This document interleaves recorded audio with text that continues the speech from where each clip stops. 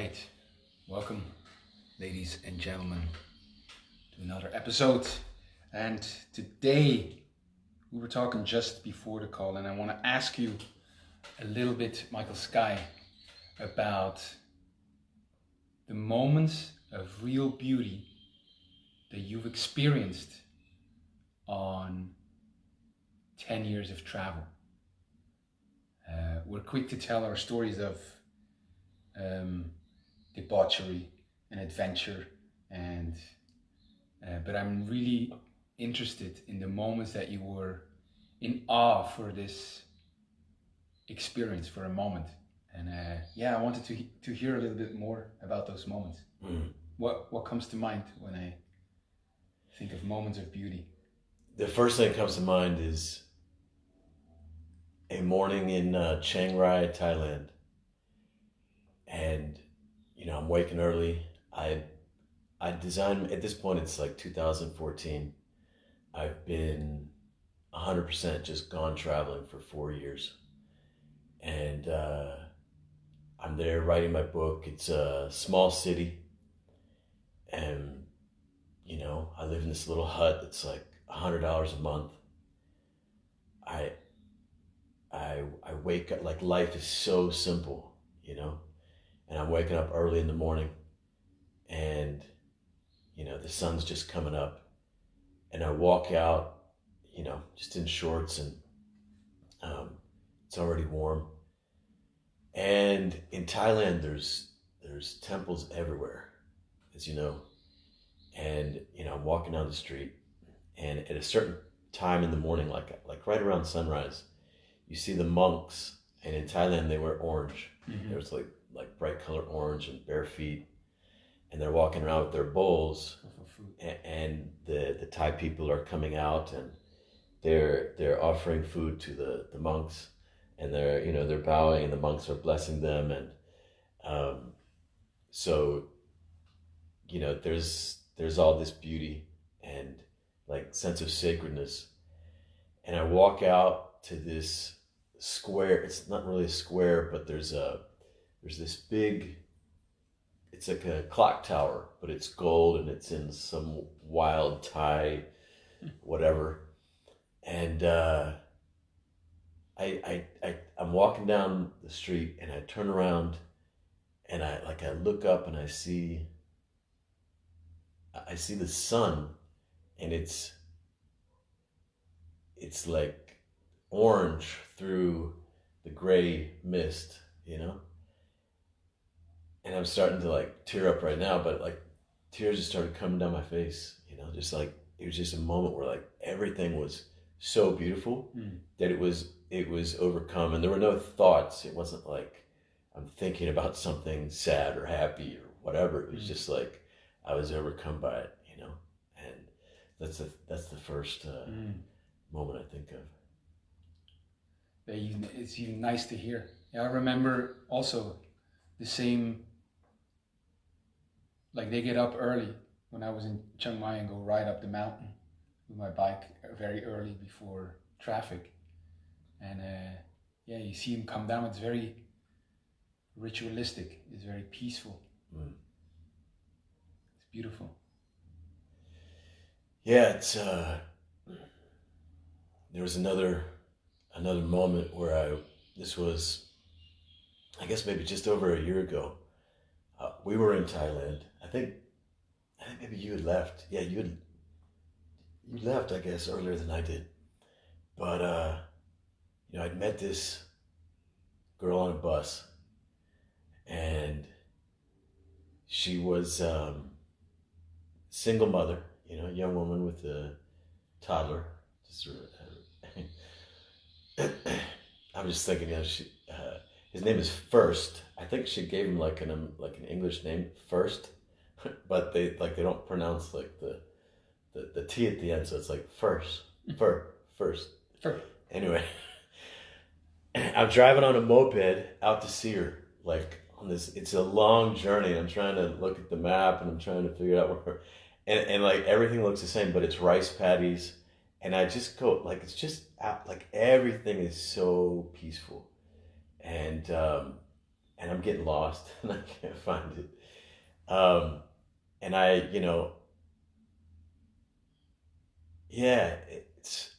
don't think I'm doing a good job of describing it, but and I go out and I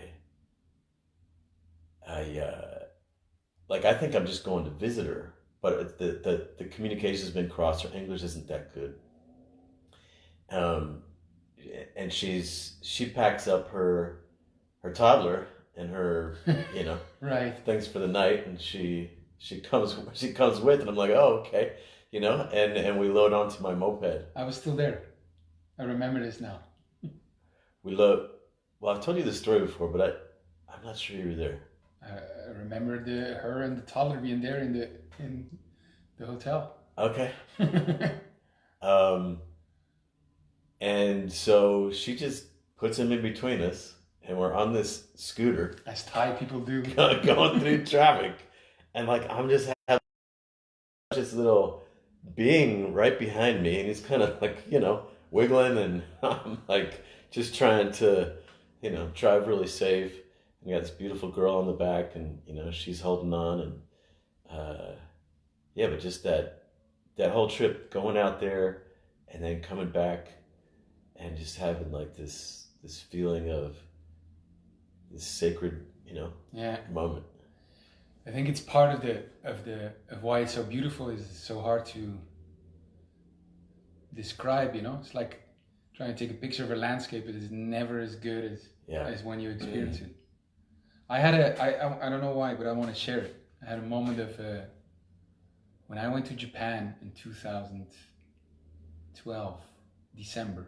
And into 2013, it was just after the first time I had fallen in love, and I had a heartbreak, and I don't know why, but I went to Japan, I guess, to be as far as possible. Oh no, I was in Hawaii, and that's why I went to Japan, but to be as far as possible from the heartbreak and be alone.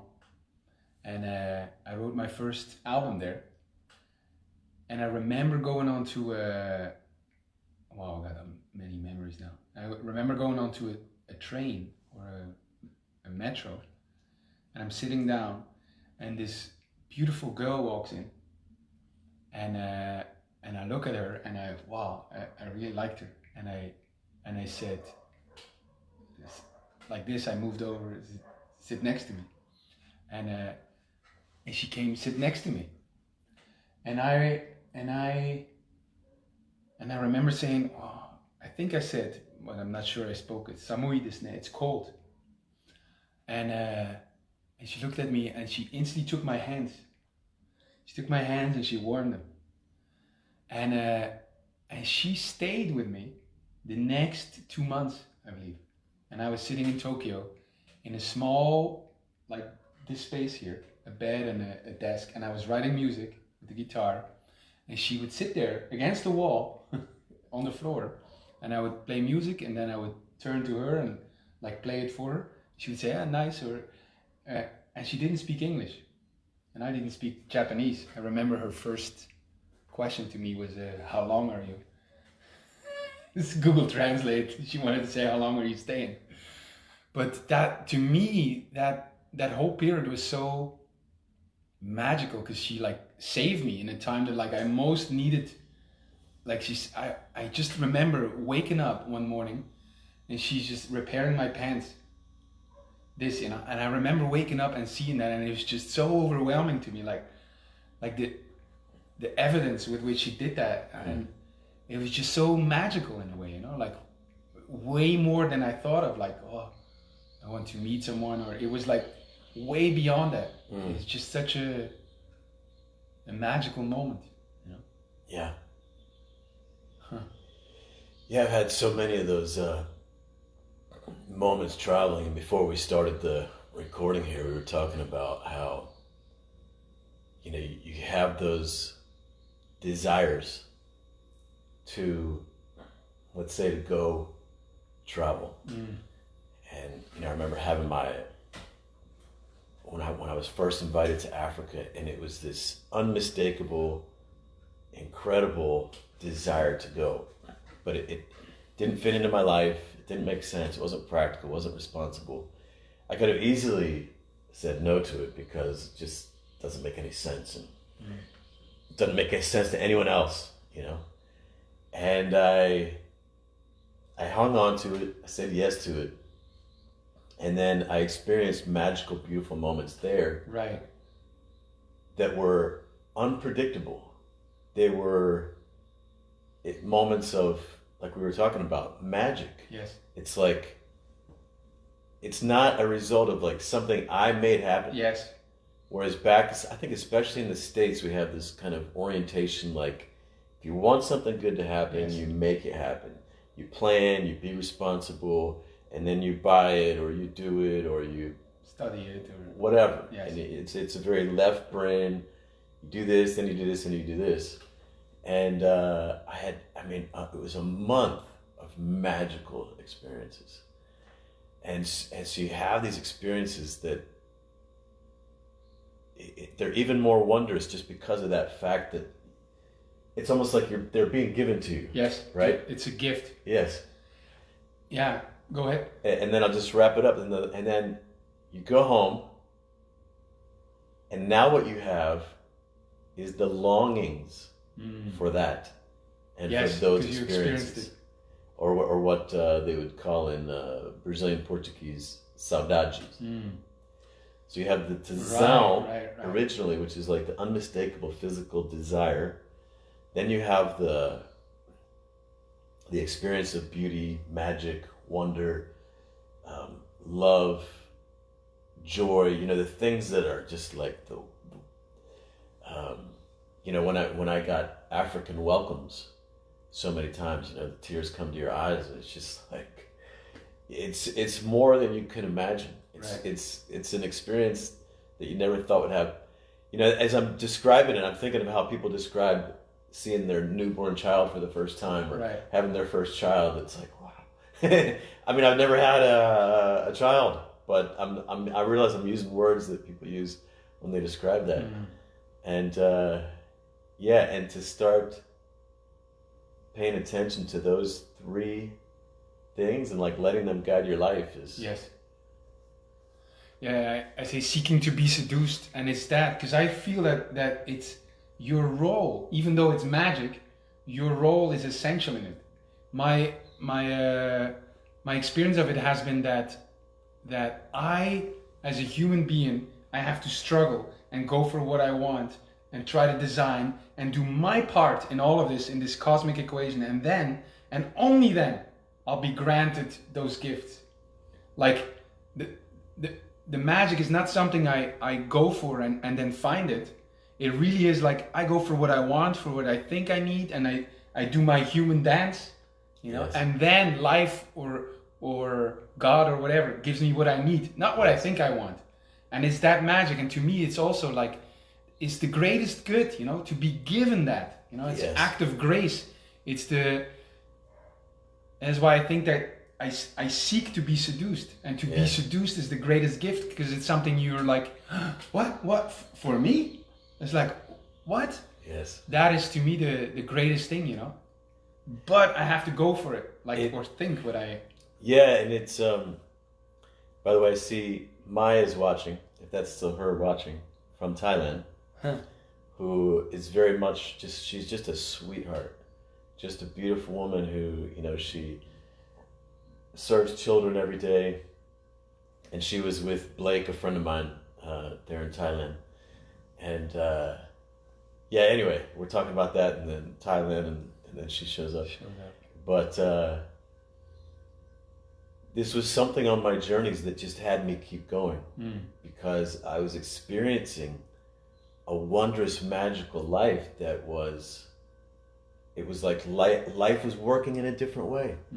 My life before was so much about making things happen, and I made beautiful things happen, but like with a lot of intense work and energy and focus, discipline, productivity, efficiency, you know, and there's rewards that way too, you know, but this other way of living was beyond words, and I just had to keep going. should we go back to talk about some of those other magical moments? Sure. I was almost going to read, but I'm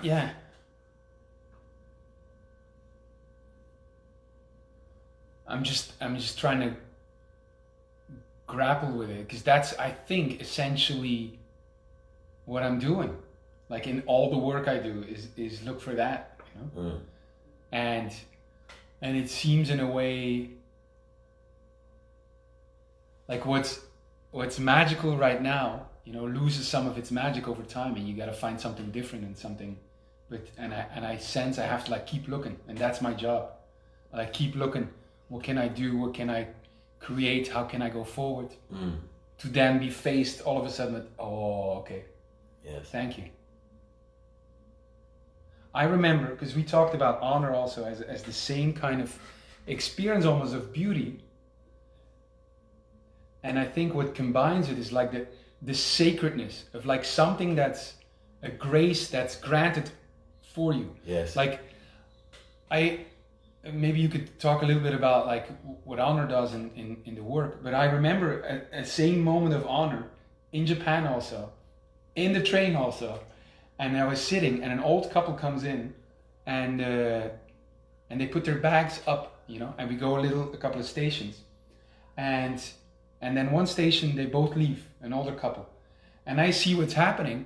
I see they're gonna lose their bags. I have my stuff there too, and I take the bags and I go outside. I give them to them like this, and I get back in the train as it closes, you know.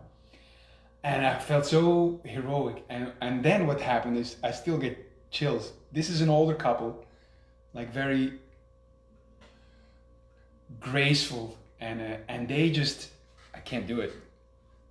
And they just like, as the train leaves, they both like, they bow to me like this, you know, as I'm sitting in the train, like until I'm completely gone. And that moment was just so, it was mind blowing to me. It was like, it was too much. Yeah. It was just a simple bow, you know, a simple thank you. Yeah. But to come from these people who carried themselves with such dignity, and then being in Japan or whatever, it felt so overwhelming, man. I still think, oh, it was... Yeah, I think, you know, with the honor work, we were on a call last night with your guys, going through another honor window training, I guess. And I was describing to them the part where you have an honoring conversation with someone who you've been judging. It's like you have plenty of reasons to write this person off. All the reasons in the world, from pain, past experience, feeling hurt by them. And it's an act of generosity.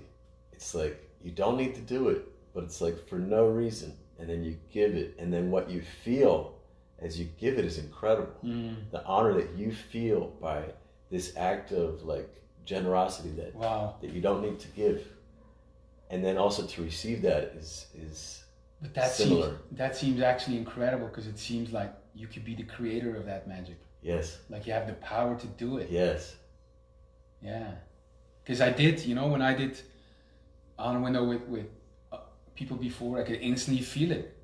You go, whoa, you know. Yes. It's like, it's almost direct line with magic.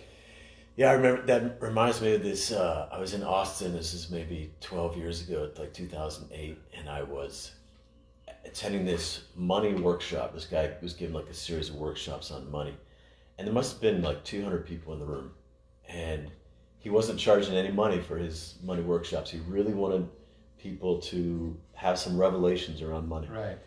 And I realized, like, you know, some people had thanked him, and usually, you know, when people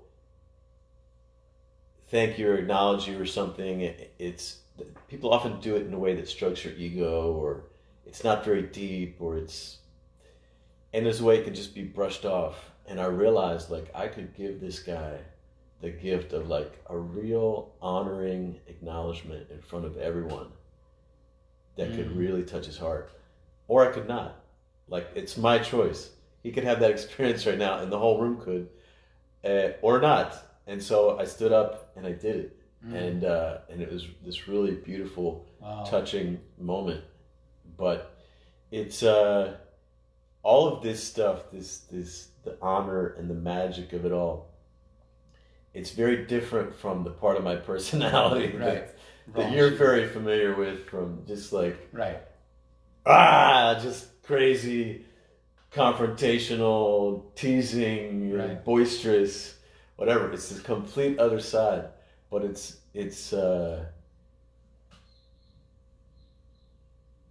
I think they work very, very, very well together. I would say that, like, I use juxtaposition in this situation. It is because you're brazen and loud, and you know, when you go there in that space, you know, that it's so powerful because it's like your yes, if is great if you could say no, or your kindness is a lot more powerful if you're a wild man. And I think both are essential. But what's really striking to me is it's almost like you can create that magic. Yes. You can create it. It's one of the things I realized when I was out traveling for the 10 years was honor is a gift. It may not sound that profound in the moment, but in a way it's like I have my honor work, all this kind of stuff that I very intentionally like created and designed and all of this. But the feeling itself is a gift. Yes. It's something that you receive, it's something that you give. And like a revelation to me was like to come back and just let it go. Right. Like give it as a gift in the world, rather than have it be this thing that is so kind of left brain intentional. Yes. My work, my business, all of this. I see strong parallels with the way I talk about seducing, you know, and if being seduced is the greatest gift, you know, to be able to give that to someone, that they feel seduced, you know, it's like almost like they feel honored, they feel seduced, and by that I mean they feel felt, seen, and heard, like they feel, oh, this person sees me, yes, and they're allowed to dream, which means they can get caught up in something bigger, like like they see possibility of a different yes. world. Yes. I want to be part of that. That's the yes. feeling to me of like being seduced. And so what a seducer does is to give that gift to someone. And to me is the greatest gift, because I can do this, you know, and better than before, and it's great.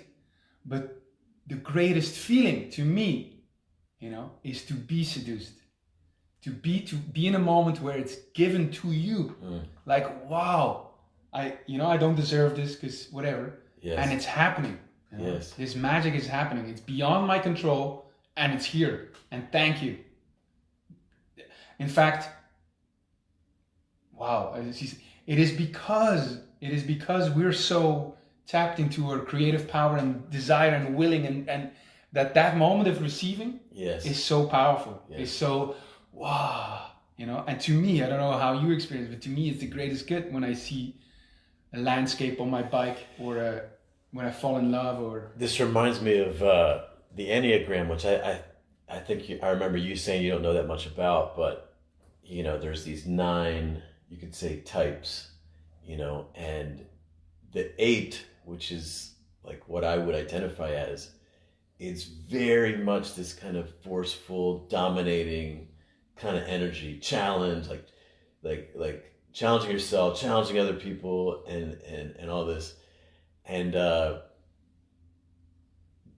for each of the 9 types, like if you go towards a certain direction, that's what's really going to evolve you. And for 8, it's to go towards the 2, and the 2 is the giver. Uh-huh. The 2 is the person who shows up in service, you know.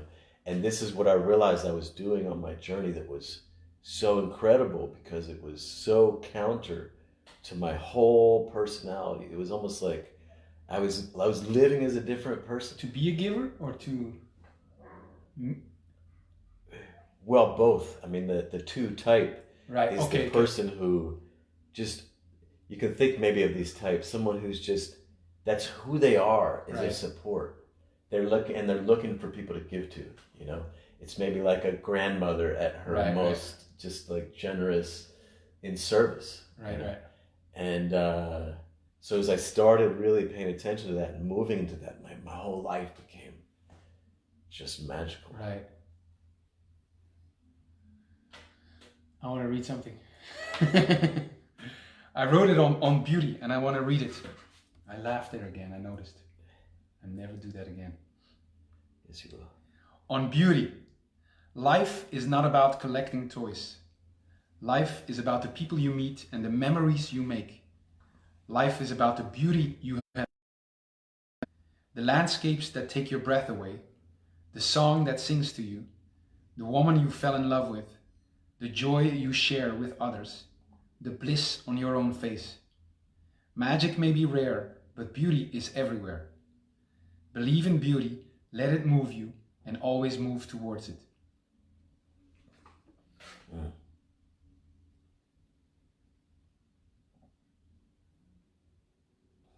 You know, I was thinking about my family because they're having a family reunion next month, and many times when there's a lot of my family together, there's so many kids, and they're like me, the kids and the parent, my brothers and sisters, boisterous, rowdy, crazy, and the loudness of it.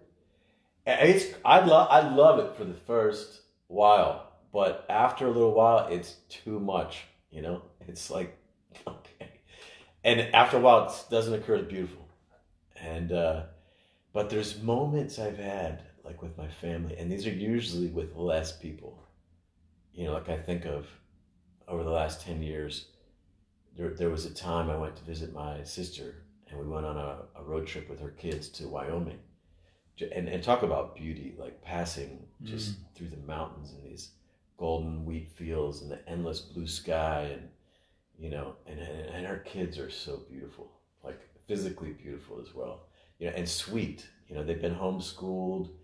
It's a big family. They've got love for each other, and her kids are just so beautiful inside and out. And we're talking about beauty. I just remember that trip we went on together. But I'm thinking now, like, how could I guide like if I go back for this reunion, which it seems like it's taking a lot of effort to make happen right now, how could I instead like maybe pay attention to the beauty, the magic, or wait for the desire? Like I don't need to force it to happen right now. You know? I know it's just a thought that's happening. Well, that's a very managerial issue, like how much is too much, and it's not either or, you know. I really believe in the necessity of tapping into your creative role for magic even to be possible. And just what do, you know? You book the flights or not? Well, what I learned was really that I wait for the desire. Yes. Wait for the thing to happen, and then you flow with it. Right. And that puts you on the path, you know, because there's a lot of times when I've tried to make things happen, and it's, you know, it doesn't end up like that. Even I experienced this with my work back when I used to call it boot camp. You know, I was the boot camp leader. I was making I was really forcing people to have breakthroughs. And, you know, it was really like, and then I learned a way to facilitate the breakthroughs to happen, but it was really like I was more out of the way. I wasn't being the hero, but it was intentional. I was being in such a way that people could step forward and make and have things happen, and it was so much effortless. Become a master of ceremony. Yeah. You know, and as we talk about being allies and leading people, and, you know, judgment, there's often, you know, judgment and forcing often go hand in hand. In fact, when I was a boot camp leader, and I would create a context for people to stand up and do something heroic, you know, and then they just wouldn't, and I just judging them, you know, they're weak, they're this, they're that, and almost as if like by that judgment, I'm going to make them, you know, Yes. get up. It's so funny to think about now, but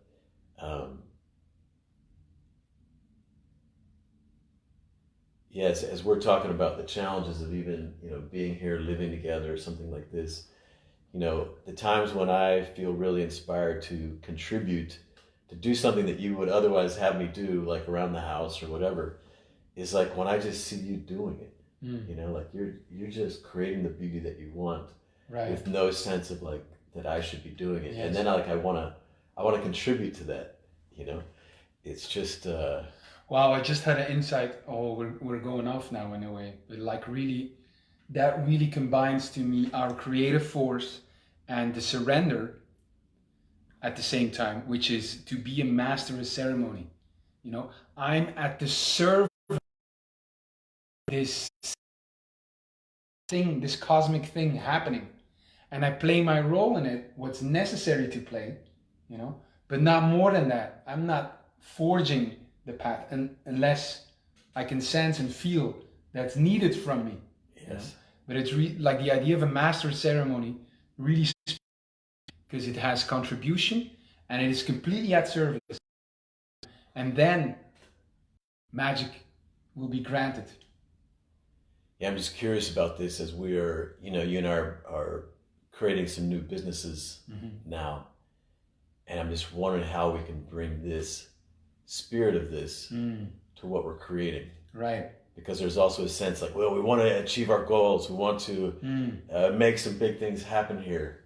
Like, what if we just really step back from that perspective? Yes. As like master of ceremony, pay attention to the desire, the flow, the beauty, all of this. Well, this is the way I justify my laziness, is that I really sense like I'm a bit less than you. Like you have, when you create something, your work ethic is just, everything moves, you know. And I have that way less. Like I see what we're creating, and I really hold it as my priority, you know. And I'm not gonna leave my nap for it, you know. Yeah. Because then it's when I'm with the gods. Yeah. Well, I told you about my buddy Keith. He was like 100% this, you know. None of like the really work ethic or left brain or anything. Right. It was almost like too much, you know, but things happen around him. Miracles happen around him. I want to say though that because of your work ethic, because of that, things are changing for me. So, you know, with what I was doing, you know, it was not going to change. Yeah. And so, thank you, you know, to have that next level of like, I'm carving my path, you know. Both are really powerful. Yeah. Both are really powerful, and yeah, I'm wondering how can we combine them, because it's one thing as I go back to business that I don't want to lose is what I've learned and discovered from these 10 years of travel.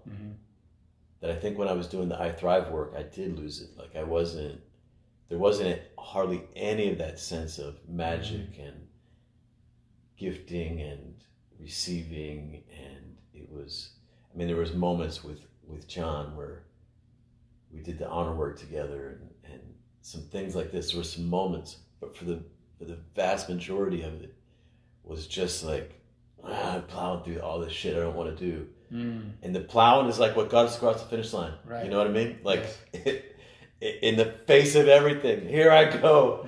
You know? Yeah, I'm really curious about that. Maybe we can explore that today. Yeah. I feel like, you know, you brought up a great inquiry before this. We got onto this conversation today, which is talking about, you know, beauty. You were asking me about those moments of beauty in my travels. And I think that's a great inquiry for some future conversations to explore more of those. Yes. Beauty files. That's great. Thank you, Hans. Thank you. See you tomorrow.